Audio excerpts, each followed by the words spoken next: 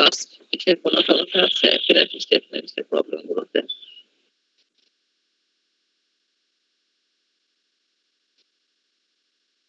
Problem থাকলে বলো, সেগুলো একটু ডিসকাশন করবো, দেন আমি নেক্সট টপিক শুরু করবো।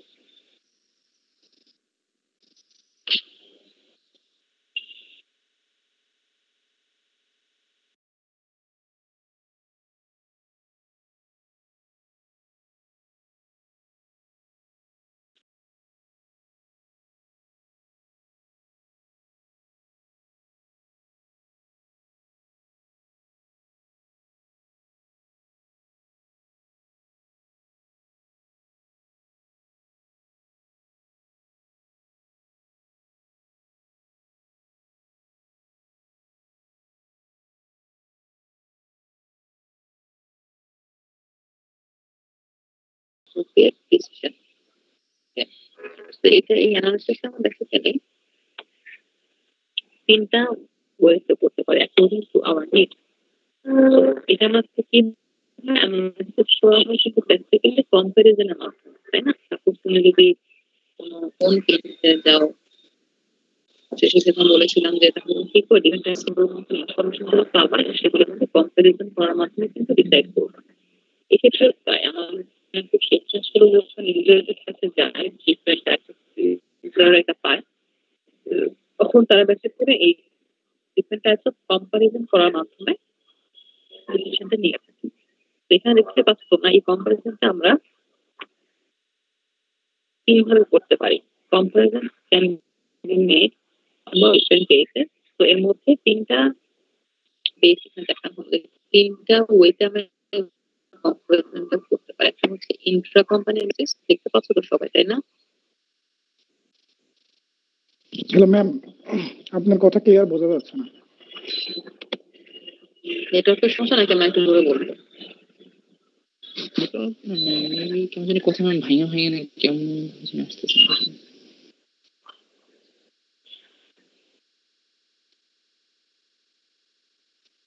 তো ঠিকই দেখাচ্ছে। এবার ঠিক আছে, ক্লিয়ার হয়েছে গেছে। আচ্ছা, আমরা দেখো এখানে আমরা বললাম যে কম্পারিজনটা আমরা তিনটা ওয়ে করতে পারি। একটা হচ্ছে ইন্ট্রা কোম্পানি বেসিস, একটা industry average, inter company basis. তো তিনটার মধ্যে পার্থক্যটা কোথায়? ইন্ট্রা কোম্পানি বেসিসটা হচ্ছে যখন আমরা কম্পারিজনটা উইদিন দ্য কোম্পানি করবো। দ্যাট মিনস সাপোজ আমি যদি বেক্সিমকো কোম্পানি করি, তো বেক্সিমকো কোম্পানির আমি ফিনান্সিয়াল স্টেটমেন্টসটা যখন এই কোম্পানির পারফরমেন্সের সাথে আমি কম্পেয়ারটা করবো, যেরকম আমি 2020 সালের সাথে 2021 সালের ফিনান্সিয়াল স্টেটমেন্টসটা আমি দেখে কম্পারিজন করছি। যেরকম 2020-এ কেমন নেট ইনকাম ছিল, অপারেটিং ইনকাম ছিল, এত 21-এ কেমন আছে, সেই দুটোর মধ্যে কম্পারিজন করছি আমি within the company. That means Beximco কোম্পানির নিয়ে আমি কি পারফরমেন্স মেজার করছি ফর ডিফারেন্ট টাইম ফ্রেম। ঠিক আছে, ডিফারেন্ট টাইমের জন্য তার ডিফারেন্ট স্টেটমেন্টস দেখে আমি সেটা কম্পেয়ার করছি। তো এটা হচ্ছে intra company, within the company কম্পারিজনটা করে ডিসিশনটা নিচ্ছি তাহলে এই কোম্পানির পারফরমেন্সটা ভালো হচ্ছে না খারাপ। একটা হচ্ছে ইন্টার কোম্পানি, 3 নাম্বারটা দেখো। ইন্টার কোম্পানি, ইন্টার কোম্পানি হচ্ছে তুমি বেক্সিমকোর সাথে যদি স্কয়ার কোম্পানি কম্পারিজন করো, এটা হচ্ছে ইন্টার কোম্পানি। দ্যাট মিনস তুমি একটা কোম্পানির সাথে অন্য একটা বা আরো অনেকগুলো কোম্পানি যখন তুমি কম্পারিজনটা করবে, এটা হবে ইন্টার কোম্পানি বেসিস। যে বেক্সিমকো পারফরমেন্স কেমন 2021-এ আর স্কয়ার কোম্পানির পারফরমেন্স কেমন 2021-এ। ঠিক আছে। আর 2 নাম্বার হচ্ছে তোমাদের ইন্ডাস্ট্রি এভারেজ কম্পারিজন। এখানে আমাদের প্রত্যেকটা কোম্পানি একটা ইন্ডাস্ট্রি আন্ডারে থাকে, যেরকম বেক্সিমকো, স্কয়ার, এগুলো কোন ইন্ডাস্ট্রি আন্ডারে আছে বলো দেখি?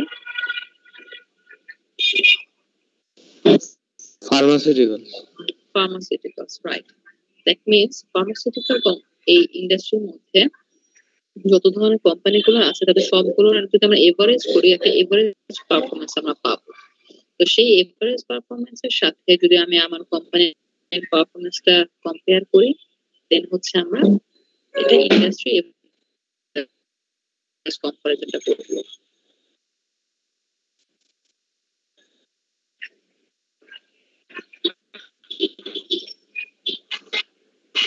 বোঝা গেছে মেথডগুলো? চিত্রের মাধ্যমে এটা দেখানো হয়েছে, চিত্রের মাধ্যমে তোমার কোনগুলো কেমন।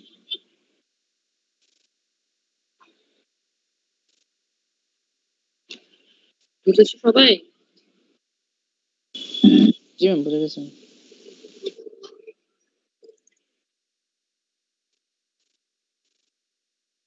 কথা কি এখন ক্রিকেটে আসতেছে? না ম্যাম, ঠিক আছে। আচ্ছা, এখন দেখো তাহলে আমরা টুলস এন্ড টেকনিক্স এ। দ্যাট মিনস আমরা যে কম্পারিজন গুলো করছি এটা তো একটা ধরনের বেস গেল, কিন্তু আমরা কোন টেকনিকের মাধ্যমে কম্পারিজনটা আর স্টেটমেন্টটা অ্যানালাইজ করতে পারবি, ঠিক আছে? সেখানে আমাদের তিনটা মেথড দেওয়া আছে। এই তিনটা মেথড ইউজ করে আমি কি করতে পারি, এই অ্যানালাইসিসটা করতে পারি। তাহলে এখন দেখো এখানে একটা কি হরাইজন্টাল অ্যানালাইসিস, ভার্টিক্যাল অ্যানালাইসিস আর রেশিও অ্যানালাইসিস। তো horizontal analysis কি? It evaluates a series of financial statement data over a period of time. Vertical analysis evaluates by expressing each item in a financial statement as a percent of a base amount. Research expresses the relationship among selected items of financial statement data. So, আমরা detail এসে যাই। এখানে একটা কথা, horizontal analysis normally Intra কোম্পানিকে use করা হয়, ঠিক আছে? আর ভার্টিক্যাল নরমালি ইন্ট্রা আর ইন্টার কোম্পানিকে ইউজ করা হয়। আর রেশিও অ্যানালাইসিসটা তোমার হচ্ছে তিন ধরনের অ্যানালাইসিসের জন্যই করতে হবে, অল টাইপস অফ কম্পারিজনের জন্য এটা করা হয়। বুঝা গেছে? রেসপন্স করবা একটু হ্যাঁ বা না, কিছু একটা বলতে হবে তোমাদের। জি ম্যাম। এখন আসি আমরা হরাইজন্টাল অ্যানালাইসিস। তো আমরা কি বললাম, এটা কি করে? এটা হচ্ছে আমরা ট্রেন্ড অ্যানালাইসিস বই, খেয়াল করো সবাই। এটা একটা নাম হচ্ছে কি ট্রেন্ড অ্যানালাইসিস। তো তোমার যদি এক্সামে হরাইজন্টাল অ্যানালাইসিস না বলে ট্রেন্ড অ্যানালাইসিস করতে বলা হয়, তোমার কিন্তু এটাই ধরে নিতে হবে। তো এটা করে সেক্ষেত্রে ডাটাগুলো একটা সময়ের মাধ্যমে অ্যানালাইসিস করে থাকে। কিভাবে দেখি আমরা, সেখানে দেখতে পাচ্ছি J C Penney company net sales দেওয়া আছে 3 সালের 5-6-7।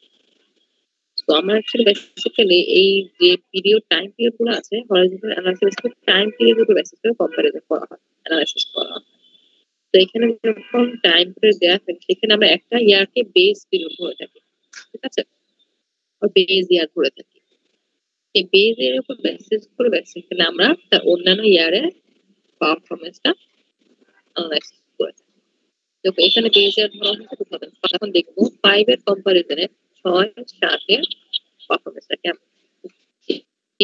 since period current year amount minus base year amount divided by base year amount, এটা দিলে আমরা কি পাবো, আমরা পার্সেন্টেজ চেঞ্জটা পাবো। এখানে দেখতে পাচ্ছেন net sales of JCPenney increased from 2005 to 8 and approximately 6%. এখানে ফিগারটা দেয়া, আর এটা কি 5 to 7 কি approximately 5.7% increase হয়েছে। তার মানে এখানে কি হচ্ছে, আমাদের in comparison with 2005 JCPenney কোম্পানির কি নেট সেলসটা অ্যাকচুয়ালি ইনক্রিজ হচ্ছে, ঠিক আছে? অল্টারনেটিভলি আমরা এটা আর্গুমেন্ট করতে পারি। তো just current year amount divided by base year amount, এটা আমরা করতে পারি, ঠিক আছে? তো এখানে দেখতে পাচ্ছ কিভাবে নেট সেলস দেওয়া আছে, রিলেশনশিপটা তোমার এখানে দেওয়া আছে। তাহলে এই জিনিসটা হচ্ছে কিনা আমরা ইনকাম স্টেটমেন্ট, ব্যালেন্স শিট সব কিছু করতে পারি। এখানে দেখো ব্যালেন্স শিটের জন্য দেওয়া আছে কোয়ালিটি ডিপার্টমেন্ট স্টোর এন্ড কর্পোরেশনের জন্য। দেখো এখানে আমাদের তুমি ব্যালেন্স শিটটা দেখতে পাচ্ছ, দেখো অ্যাসেট, লায়াবিলিটি, ইকুইটি, ঠিক আছে? তো এখানে বেস ইয়ার অ্যামাউন্টটা কি এখানে 2006। তাহলে 6 থেকে 7 এর পরিমাণ চেঞ্জ হয়েছে। দেখো আমরা এই পাশে column wise amount change and percentage change দুটোই দেখিয়েছি। তো তোমাদের যদি আসে তোমাদের এরকম অ্যামাউন্ট পার্সেন্টেজ দুটোই চেঞ্জটা এভাবে দেখাতে হবে। বোঝানোর মধ্যে যদি মনে হয় বুঝতে পারোনি বা সমস্যা, আমাকে জিজ্ঞেস করবে। এগুলো আসলে খুবই সিম্পল জিনিস, এখানে না বোঝার কিছু নাই, জাস্ট টেকনিকটা তোমাকে দেখতে হবে। এগুলো জাস্ট তোমার হচ্ছে কি বলে অ্যাপ্লিকেশনের মাধ্যমে বের করতে হবে, আর কিছু না।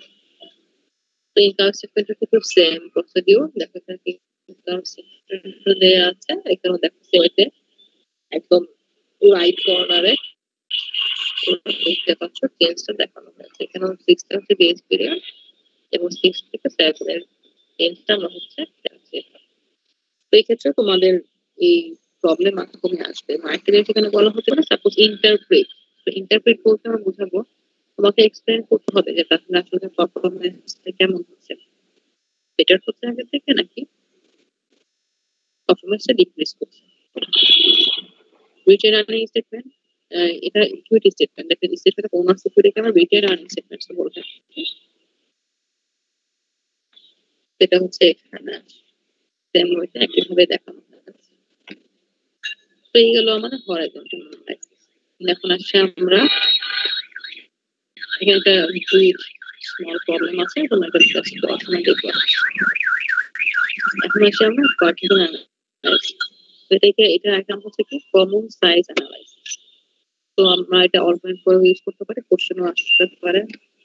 Prepare the common size analysis বা ভার্টিকাল অ্যানালাইসিস, দেখুন একটা কি মনে হচ্ছে এখানে আসলে সময়ের সাথে এটা না করে অ্যানালাইসিস না করে আমাদের আইটেমের সাথে বা পার্সেন্টেজ চেঞ্জটা দেখাবো। যেমন আমার চলে যায় এখানে দেখো ব্যালেন্স, এখানে দেখো এখানে মেইনলি তোমার যে ফিনান্সিয়াল যে অ্যাকাউন্ট গুলো আছে, এলিমেন্ট গুলো আছে, এইগুলোকে একটাকে তোমার বেস অ্যামাউন্ট ধরে নিতে হবে। ওখানে বেস আর ধরে করেছে না, এটাকে বেস অ্যামাউন্ট ধরে এলিমেন্টের অ্যাকাউন্টে। তো এখানে দেখতে পাচ্ছেন অ্যাসেট পোর্শনের ক্ষেত্রে আমাদের বেস অ্যামাউন্ট হচ্ছে টোটাল অ্যাসেট, এটা 100%। দ্যাট মিনস আমরা অ্যাকচুয়ালি দেখবো যে টোটাল অ্যাসেটের এগেইনস্টে আমার কারেন্ট অ্যাসেট কত পার্সেন্ট, প্ল্যান্ট অ্যাসেট কত পার্সেন্ট, ইন্টারনাল অ্যাসেট কত পার্সেন্ট, লায়াবিলিটি কত পার্সেন্ট, লং টার্ম লায়াবিলিটি কত পার্সেন্ট, টোটাল লায়াবিলিটি কত পার্সেন্ট, বোঝা যাচ্ছে? এবং এক্ষেত্রে আমাদের আদার ইকুইটি বাই এগুলো আসছে। এখানে তো দুটো সমান হবে, লায়াবিলিটি ইকুইটি তো অ্যাসেটের সমানই, সেহেতু এখানে দুটোই 100% আসছে। তো এখানে দেখতে পাচ্ছি আমরা এইভাবেই হচ্ছে আমাদের চেঞ্জ করে হয়েছে। এখানে এখানে কিন্তু আমার 6-7 পিরিয়ডটা কিন্তু এখানে আমাদের ফ্যাক্ট না, ফ্যাক্ট হচ্ছে এখানে আমাদের কোনো একটা এলিমেন্টের অ্যামাউন্ট হচ্ছে আমাদের বেস। এখানে আমরা 2006 সালে টোটাল অ্যাসেটটাকে আমরা বেস অ্যামাউন্ট ধরে নিয়েছি, এটাও বেসিস করে আমরা চেঞ্জ গুলো দেখিয়েছি। দেখা আছে দেখো the formula for calculation this balance sheet percentages divided by total asset একদম লিখতে দেখো পড়তে যায় এখানে দেখা যাচ্ছে, বুঝতে পারছো সবাই?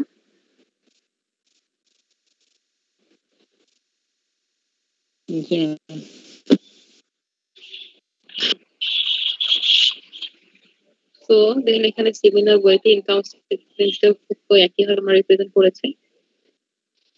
এখানে তোমাদের হচ্ছে বেস অ্যামাউন্ট হচ্ছে নেট সেলস, দেখো এখানে 100% যেটা সেটাই বেসিক্যালি হবে। তো নেট সেলস এর উপর বেসিস করে আমরা অল দা অ্যাকাউন্ট আমি কি এক্সপ্রেস করেছি চেঞ্জটা। এখানে দেখতে পাবেন আমাদের নেট সেলস এর তুলনায় আমাদের অপারেটিং ইনকাম কত 21.9%, এবং 2006 এ কত ছিল 20. So this actually indicate a positive progress of the company. Around 6-7 income from operation or operating income percentage আমাদের বেশি হয়েছে, তাই না? যদিও বেশি না, তারপর তো পারফরমেন্স থেকে মোর দেন বেটার দেন দ্য প্রিভিয়াস, তাই না? দেন আমরা দেখতে পাচ্ছি এখানে আমাদের কি ট্যাক্স আগে থেকে কম দিতে হচ্ছে, এখানে 8%, এখানে 7.5%। আমাদের তোমার এখানে দেখা যাচ্ছে COGS টা কেমন, COGS এখানে 62.1%, এখানে 61.1%। So this actually better or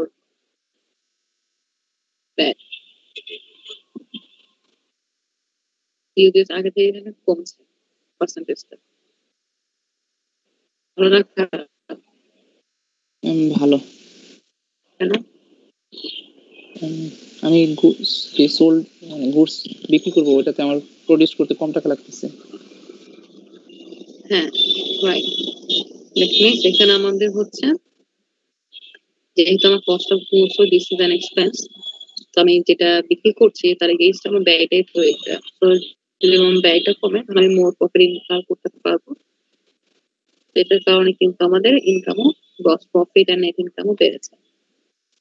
So these are actually the strategies for evaluating the performance of any company or organization. Then এখানে আমার দেখাচ্ছে so এইটাই। আচ্ছা, so এগুলো vertical and horizontal analysis technique. So now come to the analysis. So ratio analysis কি? আমরা বলেছি ratio analysis কি? Expresses the relationship among selected items of financial statement data. So actually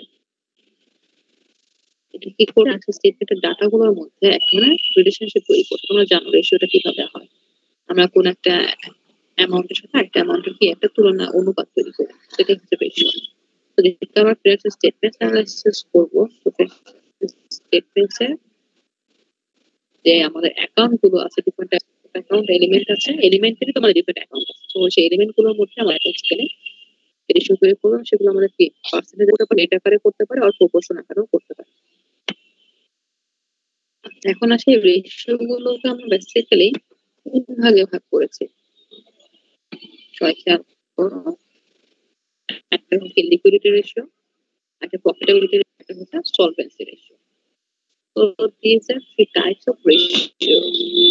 তো লিকুইডিটি রেশিও মধ্যে আমরা যে ratio গুলো আছে সেগুলো basically measure short term ability of the company to pay its maturing obligations and to meet another.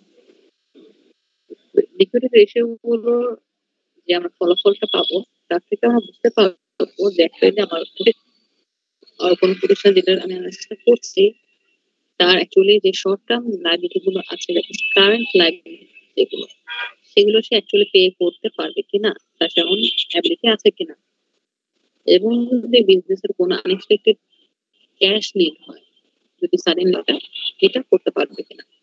তো this can evaluate through the liquidity ratio.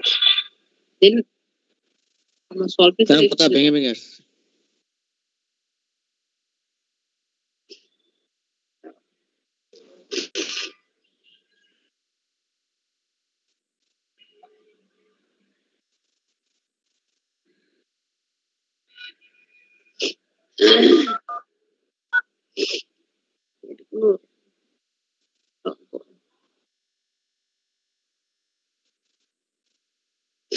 এখন কি শোনা যাচ্ছে? শোনা যাচ্ছে। আচ্ছা, বলছিলাম আমাদের লিকুইডিটি রেশিও হচ্ছে আমাদের short term debt paying ability measure করা, সলভেন্সি রেশিও হচ্ছে আমাদের long term debt paying ability measure করা। যে লং পিরিয়ডে আমাদের যে দায়গুলো আছে, নন কারেন্ট যে লায়াবিলিটি গুলো আছে, সেগুলো আমরা পে করতে পারবো কিনা, এবং আলটিমেটলি এটা আমাদের কোম্পানিকে সার্ভাইভ করতে পারবে কিনা সেটাও ইন্ডিকেশন দেয়। কারণ আমি যদি লং টার্মে আমার দায়গুলো পে করতে না পারি, আমরা সার্ভাইভ করতে পারবো না, তাই না? আচ্ছা, প্রফিটেবিলিটি নাম থেকে বুঝতে পারছি this ratio actually measure the profitability or operating success of an organization. কারণ অপারেশনের মাধ্যমে তার যে আলটিমেট বিজনেস প্রফিট আর্ন হয়, তাই না, ইনকাম আর এক্সপেন্স থেকে। তো এই রেশিওগুলোর মাধ্যমে আমাদের প্রফিটেবিলিটি মেজার করতে হবে। এবং দেখেছি, আর এখানে তোমাদের এই মানে লিকুইডিটি রেশিও যে ফর্মুলা এখানে দেওয়া আছে, প্রত্যেকটা রেশিও দেওয়া আছে। আচ্ছা, বেসিক্যালি এগুলো তোমার বাসায় পড়বা, ওই থেকে এখানে আসলে না বুঝতে কিছুই নাই, জাস্ট মধ্যে তৈরি করবো, এটা কি ইন্ডিকেট করছে সেটা বুঝবা। ওই ডিটেলটা তোমরা পড়ার পরে তোমরা হচ্ছে এই লাস্টের একটা সামারি আছে দেখবা, পেজ 8 to 5 এর the summary of liquidity profitability and solvency ratios এই সামারিটা কি মুখস্থ রাখবে বুঝছে তো একটু পড়ো সেটা তোমার ভিতরে মুখস্থ থাকবে তারপরে কি দেখা যাচ্ছে এই রেশিও গুলো দেওয়া আছে এবং এটা ফর্মুলা দেওয়া আছে এটা কি পারপাস মেজার করে সেটা দেওয়া আছে তোমরা একটু এগুলো পড়ো এবং দেখো এখানে বুঝতে পারছো এটা বুঝছো না আমাকে এটা সঙ্গে বলো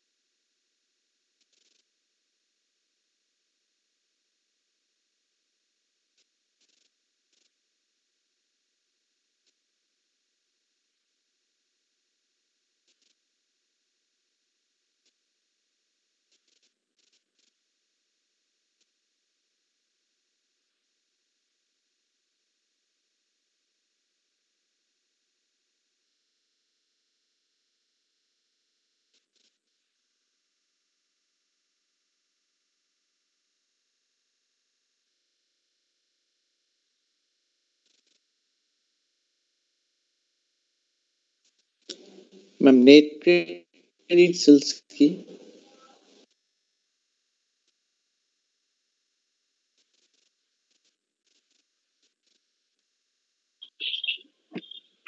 বলো নেট ক্রেডিট সেল কিনা নেট ক্রেডিট সেল তোমার সেলস থেকে আমরা কি বাদ দিয়েছিলাম সেলস রিটার্ন সেলস ডিসকাউন্ট এগুলো বাদ দিয়ে আমাদের বের করতে হবে সেটা হচ্ছে নেট ক্রেডিট সেল মানে বাকিতে আমি যেটা বিক্রি করছি ঠিক আছে নর্মালি আমাদের রেভিনিউটা আর সেলসটা নর্মালি দেখা যায় আমাদের বাকিতেই হয় ক্রেডিট সেলস হয় এখানে ক্রেডিট সেলসটাই দেওয়া আছে দেখো তোমরা মেনলি এখানে আমার সেলস আসবে ঠিক আছে সেলস থেকে যদি কোনো রিটার্ন দেওয়া হয় বা কোনো ডিসকাউন্ট দেওয়া হয় সেগুলো বাদ দিয়ে নেট ফিগারটা আসবে তোমরা যেটা ফরম্যাটে দেওয়া আছে ফিনান্সিয়াল স্টেটমেন্টসে বুঝতে পেরেছো জি ম্যাডাম।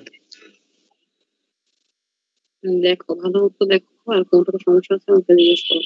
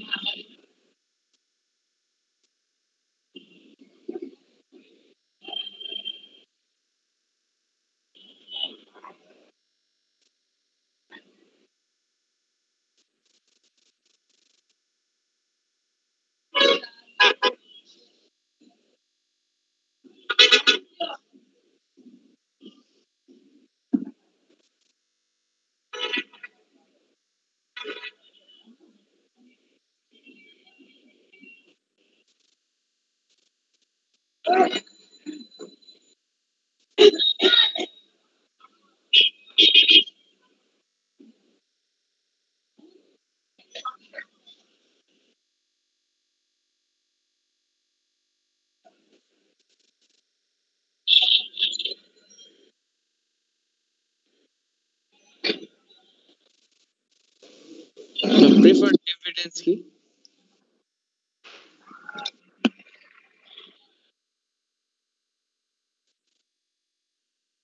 প্রেফার্ড ডিভিডেন্ড না, আচ্ছা বেসিক্যালি আমাদের তোমার হচ্ছে যে কোম্পানি গুলো থাকে, দ্যাট মিনস এটা কোম্পানি আইনের আন্ডারে রেজিস্ট্রেশন করা আছে, যারা কোম্পানি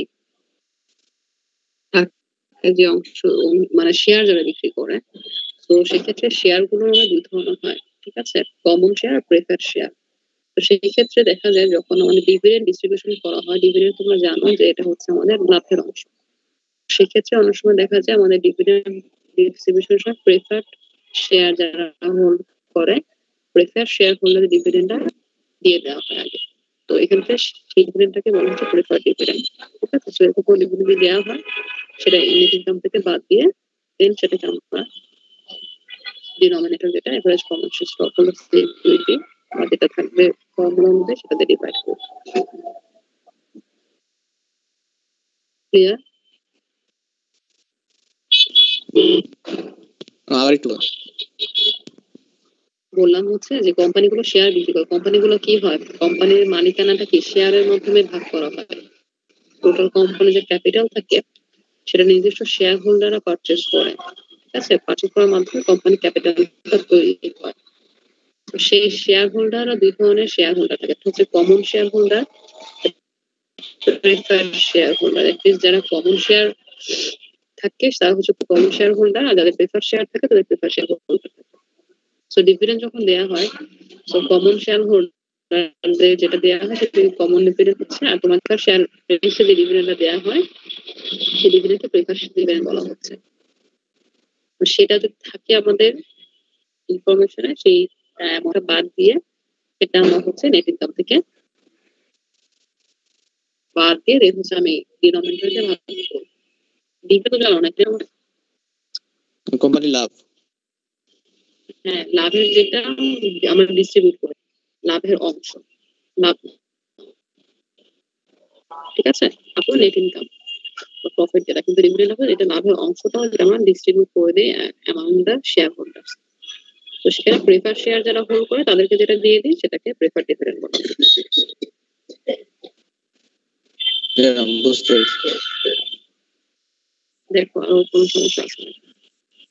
এভারেজ ইনভেন্টরি কি মানে ওপেনিং এন্ডিং এগুলোর এভারেজ ইনভেন্টরি এভারেজটা কিভাবে বের করবা?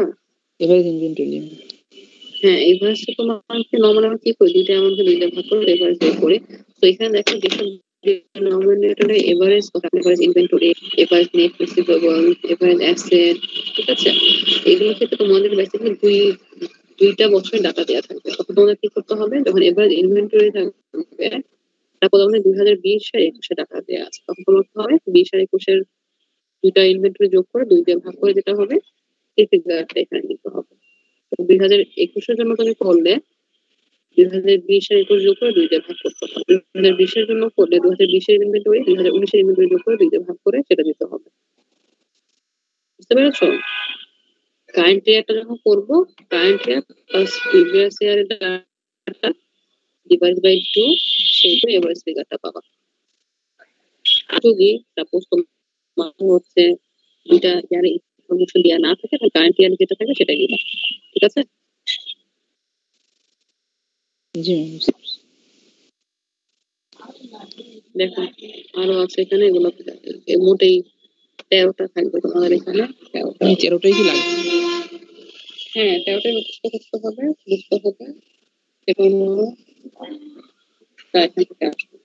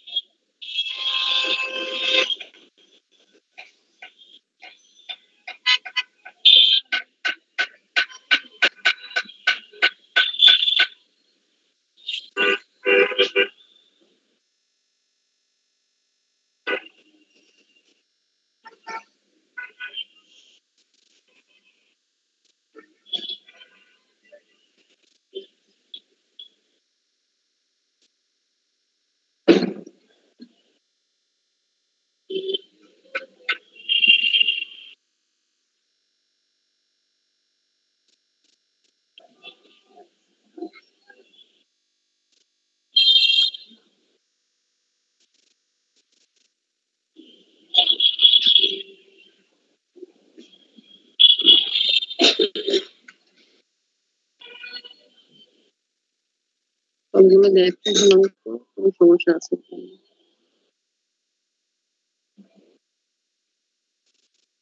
স্টক হোল্ডার্স আর শেয়ার হোল্ডার্স কি সেম জিনিস? হ্যাঁ, স্টক হোল্ডার আমাদের দেশে শেয়ার ইউজ করা হয় আর ফরেন কান্ট্রিতে ইউজ করা হয়, এটা সেম জিনিস। এই weighted average common share outstanding এটা কি? আচ্ছা, নর্মালি হচ্ছে এটা বেসিক্যালি শেয়ার নাম্বার, ঠিক আছে, দ্য নাম্বার অফ শেয়ার। এবং এই নাম্বার অফ শেয়ারটা বেসিক্যালি একটা ফর্মুলা অনুযায়ী ক্যালকুলেশন করা হয়, যে একটা পিরিয়ডে আমাদের তোমার নাম্বার অফ শেয়ার কত।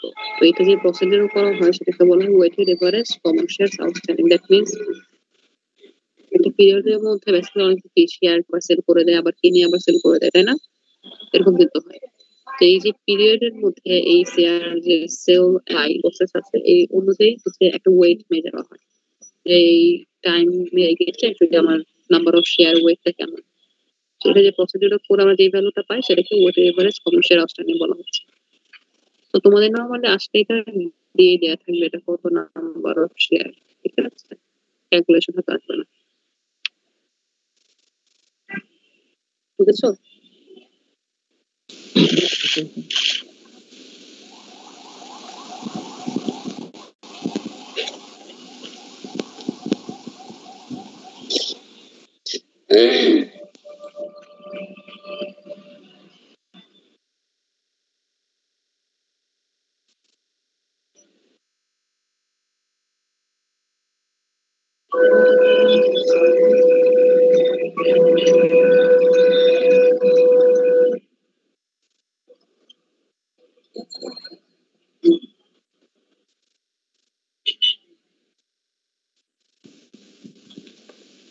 Market price per share stock এটা যদি একটু বলতেন।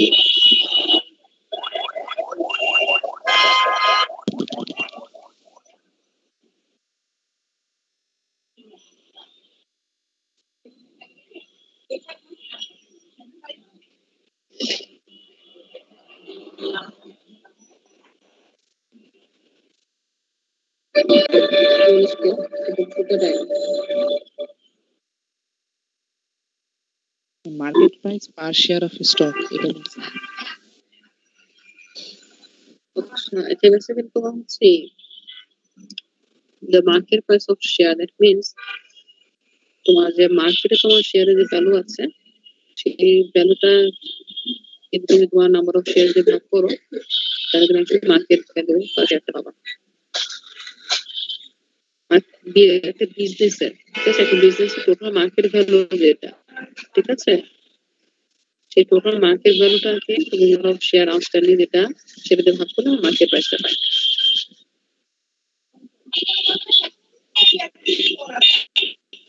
তো এটাকে আমরা আর্নিং পার শেয়ার দিয়ে ভাগ করলে প্রাইস আর্নিং রেশিওটা পাবো।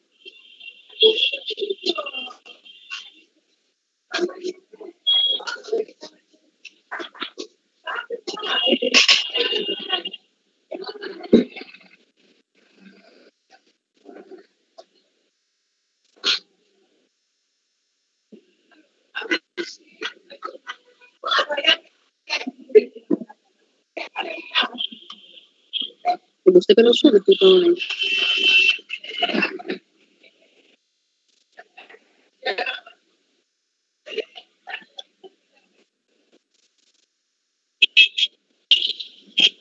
মার্কেট শেয়ার বুঝছো?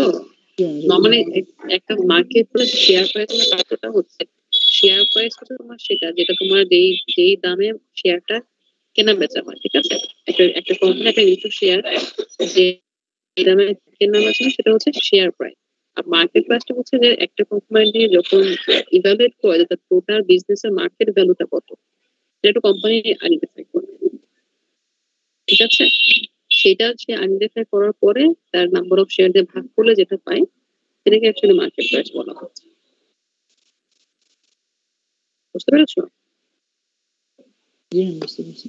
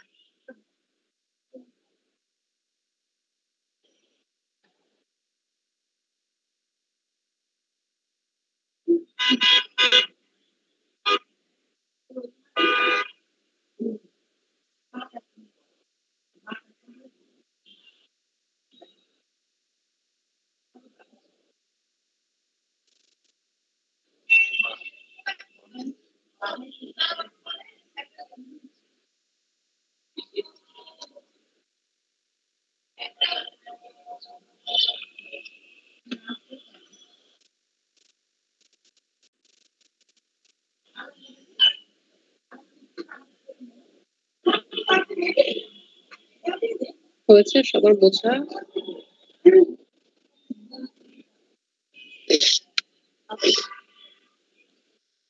সবার শেষে দেখা আছে একটা টাইম ইন্টারেস্ট আর্ন, তো এখানে আছে ইনকাম বিফোর ইনকাম ট্যাক্স না ইন্টারেস্ট এক্সপেন্স, এটা কোন ভ্যালুটা বলো দেখি, কোন ইনকাম কে ইন্ডিকেট করছে? নেট অপারেটিং ইনকাম যেটা। হ্যাঁ হ্যাঁ রাইট, কিন্তু ওই নেট অপারেটিং ইনকামটাকে বলা হচ্ছে। দেখুন আমি কিন্তু অপারেটিং ইনকামটা বের করি, তারপর কিন্তু তোমার আদার এক্সপেন্স আর ট্যাক্স কিন্তু বাদ দিই, আদার ইনকাম যোগ করি। তো এখানে এই ইনকামটা কিন্তু তোমার এই রেশিওর ক্ষেত্রে কিন্তু নেট ইনকাম দিলে হবে না, এখানে ইনকামটা তোমার হচ্ছে নেট ইনকাম বের করার আগে অপারেটিং ইনকাম যেটা পাই আমরা সেই নেট অপারেটিং ইনকামকে বলা হচ্ছে।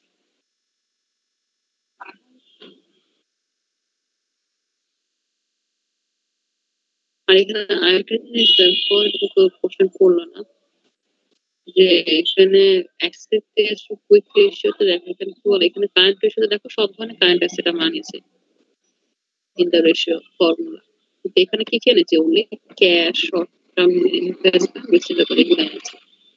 তো এটা apply করার জন্য অ্যাসেট কুইক রেশিও, তো এটা বলা হচ্ছে কেন, কারণ ক্যাশ, শর্ট টার্ম ইনভেস্টমেন্ট এবং রিসিভেবল ইজিলি এবং খুব দ্রুত আমি এটাকে ক্যাশে কনভার্ট করতে পারবো। কিন্তু আমাদের কারেন্ট অ্যাসেট আরো কি কি আছে, ইনভেন্টরি আছে না, রিসোর্স আছে না, জি ম্যাম। এগুলো আমি এখানে আননি কেন?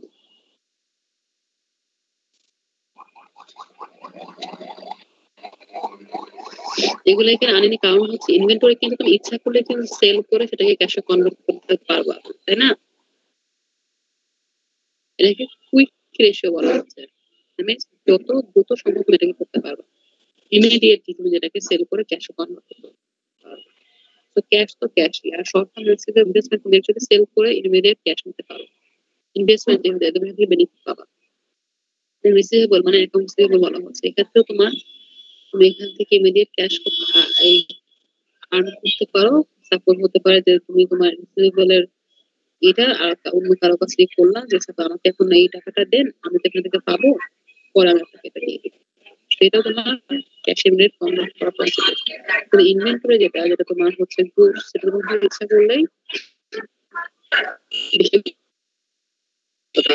বিভিন্ন এখানে বাদ প্রিপেড এক্সপেন্স থেকে বাদ হচ্ছে, প্রিপেড এক্সপেন্স বলতে তোমার ক্যাশে কনভার্টেবল না, তুমি অলরেডি কি তোমার ক্যাশ পেমেন্ট করে দিয়েছো, তো এখান থেকে তুমি ফিউচারে বেনিফিট পাবা। এবং এটা নর্মালি কিন্তু টাইম পিরিয়ডটা না ল্যাপস হলে ফিউচারে বেনিফিটটা পাওয়া না, এটাকে থেকে বাদ দিয়ে এই চলে গিয়ে মানে নির্ধারণ করা হয়েছে। তবে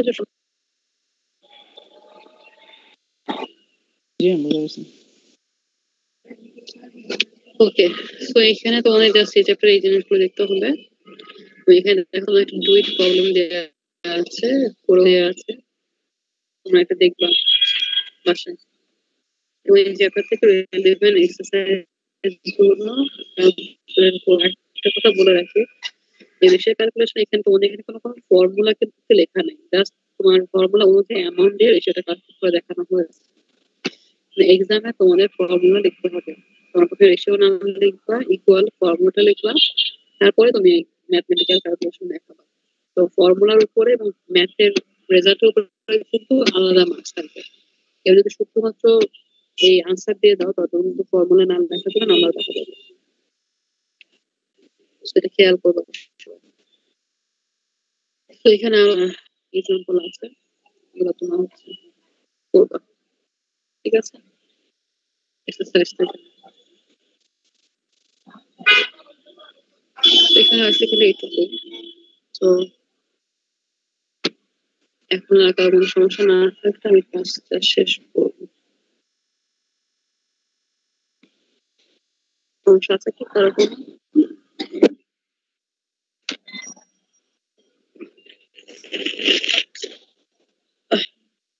হ্যাঁ,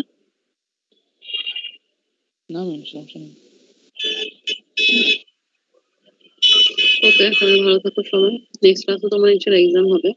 তো এক্সাম রিলেটেড কিছু কথা বলি। নর্মাল এক্সামে তো এখানে টেন্স থেকে ইনশাআল্লাহ জয়েন করবা, এবং হচ্ছে কি বলো, ফাইনাল এক্সামে যেভাবে ভিডিও অন করেছো, যে গাইডলাইন সেভাবে ভিডিও অন করে সবাই সেই প্রসিডিউর মেনটেন করে পরীক্ষা দিবে। এবং দুটো ডিভাইস নর্মালি লাগবে, তোমার দুটো ডিভাইস ফাইনাল দাও সেভাবে ম্যানেজ করে বসবা। ফোন ল্যাপটপ যেটা হোক, সবাই তো নর্মালি ফোন ল্যাপটপ আছে। তো যে অ্যাঙ্গেলে বলা হয়েছে সেই অ্যাঙ্গেলে বসে ভিডিও প্রপারলি অন করে তোমাকে এবং তোমার টেবিল দুটো ঠিক মতো দেখা যায়, এভাবে অন করে তুমি হচ্ছে সব রেডি করে, তোমার এটা শুরু হওয়ার সময় বা পর আমি কোনো এক্সকিউজ শুনবো না যে এটা নষ্ট বা ওটা সমস্যা, আমি করতে পারছি না, জয়েন করতে পারছি না, ভিডিও অফ হয়ে গেছে, ঠিক আছে? তো প্রপার নেট কানেকশনটার ব্যবস্থা রাখবা, ডাটা কিনে রাখবা। আর হচ্ছে তোমার যে প্রসিডিউর বলা আছে ওই প্রসিডিউরে ভিডিও অন করে প্রপারলি A4 সাইজ খাতা নিয়ে রেডি থাকবা, ঠিক আছে? A4 সাইজ পেপারে তোমার নাম লিখবা, তো আর যা থাকবে বসে সেটা আনসার দিবা, দিয়ে তুমি উইদিন দ্য স্পেসিফিক টাইম সেটা আপলোড করে দিবা। বুঝতে পেরেছো সবাই? ম্যাম সিটির সিলেবাস নিয়ে যদি আর একটু বলতেন। সিলেবাস তোমার চ্যাপ্টার 3 আর 4, that means adjusting the accounts and financial statements preparation, ঠিক আছে? এই দুটো টপিক থাকবে। লাস্ট ক্লাসে বলেছিলাম আর বলছি। তো ক্লিয়ার সবার? জি ম্যাম। এখন কোশ্চেন আছে কোনো?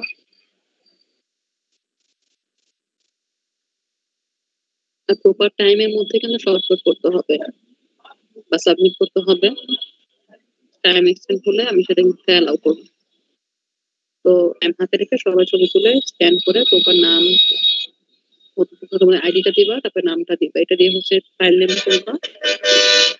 পেজে তো থাকবেই নাম, আইডি প্লাস পিডিএফ এর নামটা হচ্ছে, আইডিটা দিবা প্রথমে, তারপর নাম করে প্রোগ্রামের সেকশনে আপলোড করবো, ঠিক আছে?